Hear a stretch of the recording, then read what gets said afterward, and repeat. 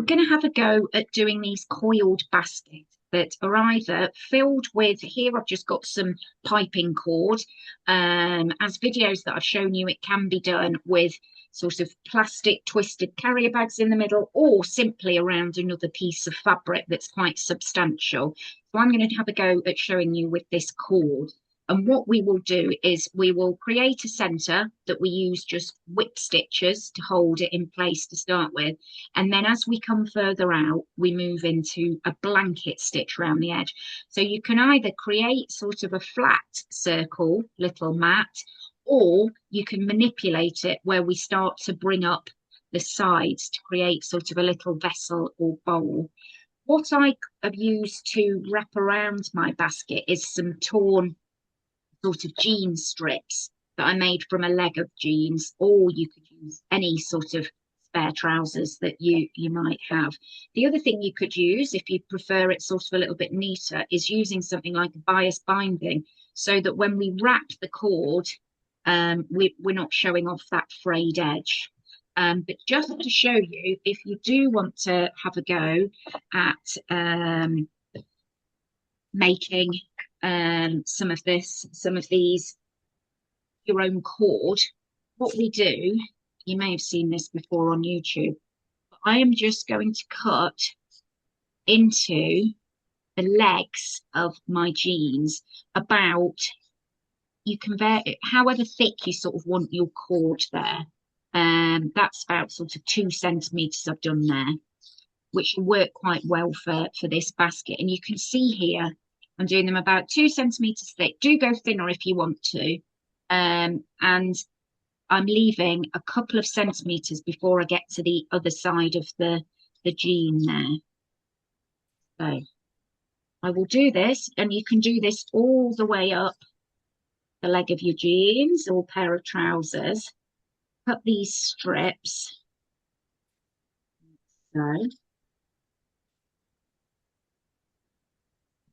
And then once you've got all the way up, you'll be ready to cut it so it's one long piece.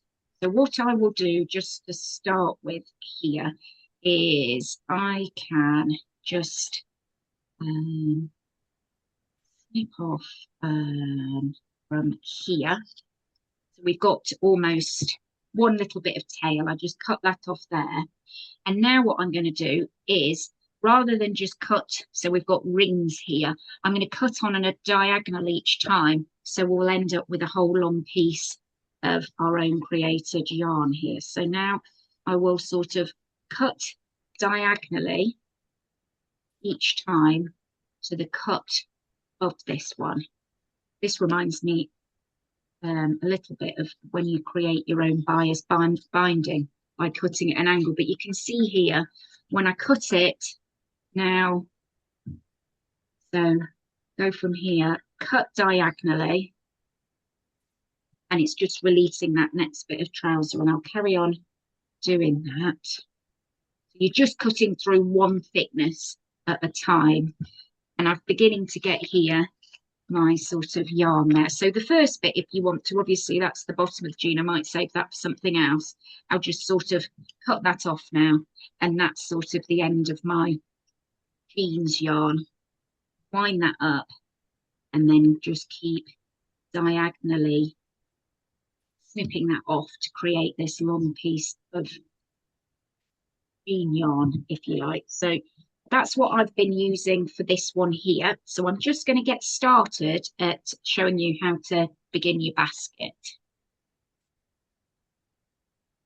So I've got a piece of cord here now, and I'm going to use some denim here. Like I said, feel free to use some bias binding. So the first bit, like I said, is the trickiest. So what I am going to do is take the end of my cord and just sort of wind a little bit here, so of my fabric around the edge, around it like this. What I'm going to do is sort of fold and create the first bit of a coil to about this point. So that's the start, and I've wrapped around it and sort of tucked and in that sort of end point there where I've gone round, it's sort of butting up against the rest of it there. So if you've got something like a bulldog clip, that can be quite good to sort of hold them together to start with. I'm just going to pop a pin in there, and then I'm just going to get some tapestry wool. Like I said, you can use embroidery floss if you prefer. And I'm just going to come up here at the very edge. And the first stitch that we're going to be doing here is just sort of a whip stitch, if you like. So I'm sort of going round this first bit of the circle. And what is useful to do to start with is if you catch a little bit of the fabric and sort of feed through that hole as well. So going round here. So rather than just sort of going through that hole, I can just sort of catch a little bit of the denim as well and a little bit of the cord. So I'm creating like a little bit of a spiral to start with.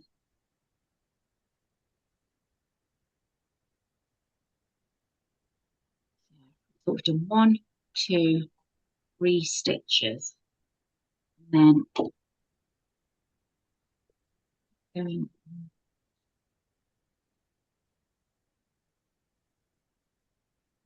so now need to just take that pin out because I just want to wrap a little bit more of the cord around and up as we go. So now I can wind a bit more round and put the pin in again.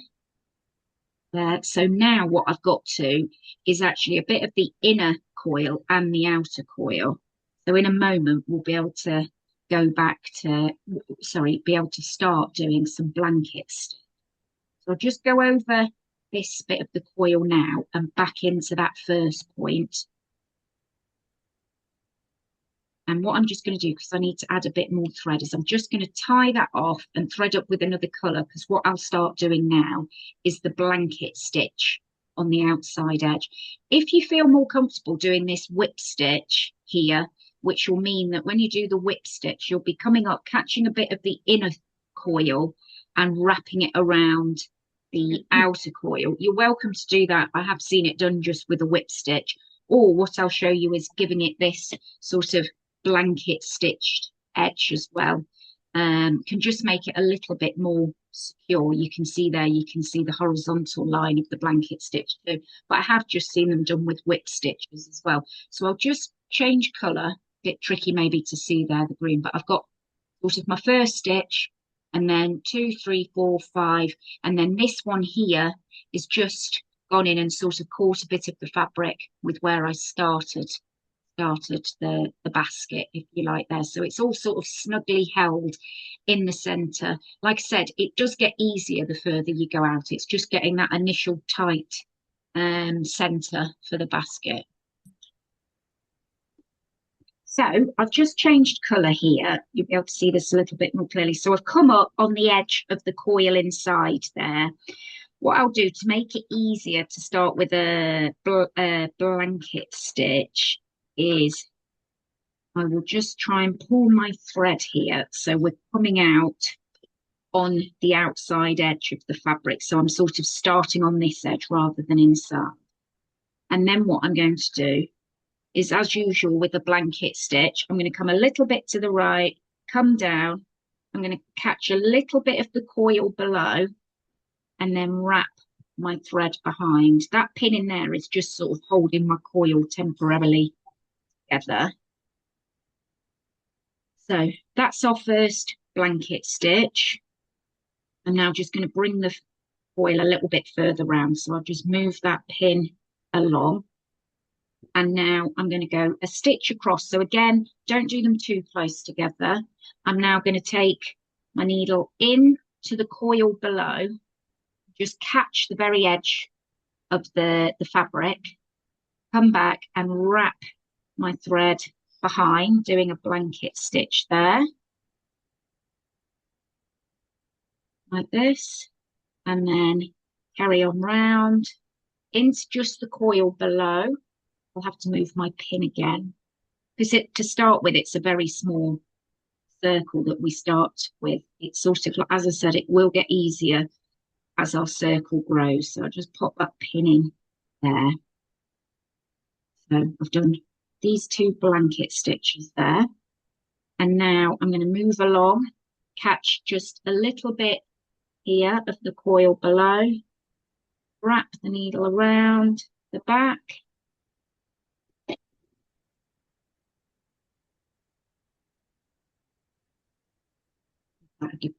Really beginning to sort of anchor that centre together now.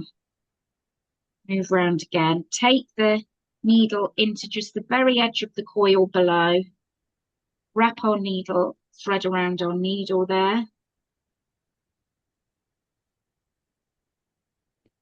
That a good pull. So now we're sort of on to that next sort of swirl out. So where I've got to is where I've wrapped some more of my fabric around my cord. So I'll just do that again, wrap a little bit more, spend a bit of time wrapping that around, and then sort of pulling it round and anchoring in with a pin or a bulldog clip, hold that in place, and I'll move on to the next bit there of the curve.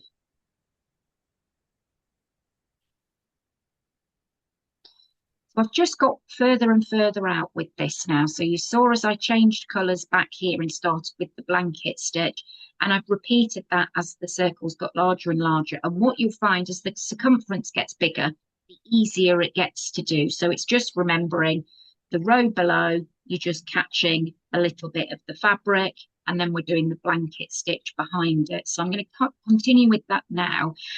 What you've seen here is I've just snipped the fabric off as if we were sort of changing coloured fabrics. All the strip that you'd got had run out. So if that is the case, you can see here where it had finished, the last stitch that I've done, I've sort of anchored down the end of it here under this blanket stitch.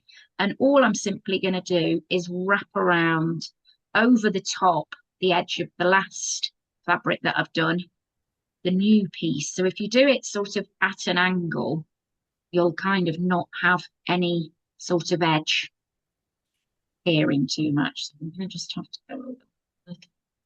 If you wanted to, you could always catch it with a few stitches if you wanted to as well. So make sure I wrap that right under, wrap over the top of it, and then wrap down the way a little bit, as I mentioned, because then what we can do is pop some pins in to hold the bit ahead so it doesn't all unravel. There. Wrap around there with these jeans, because there is the seam, in some places it does go a little bit bulky, but it sort of settles in on a few bits. I have got the seam, but that sort of blends in there. So now I've sort of added in my new thread, my new, fabric. I can continue again, catch a little bit of the fabric below, wrap my needle around, pull here, and off we go again. So that's anchored to that end there, and then carry on around. So if I've used a few pins, once you've sort of caught that next piece, I can take out that last pin here that was holding that, anchoring that all down, and I'll be able to sort of wrap a bit further down as I go. What I did here is I changed the colour. So I sort of anchored down the orange, re-threaded a knot with my pink thread, came up at that top section of the blanket stitch there, just to change the colours. So these knots here that are underneath, I can either weave those in, or that will be the bottom of our basket or our mat. Right, so I'm just going to carry on winding a little bit more, and then we can talk about, obviously you can continue as a mat, or what I'll do is I can start building up the sides to make it more into a basket shape. So I've got a smallish base there, and I've tried to make it quite even. So from this centre point, we've got sort of 1, 2, 3 chord pieces, and then here sort of 1, 2, 3.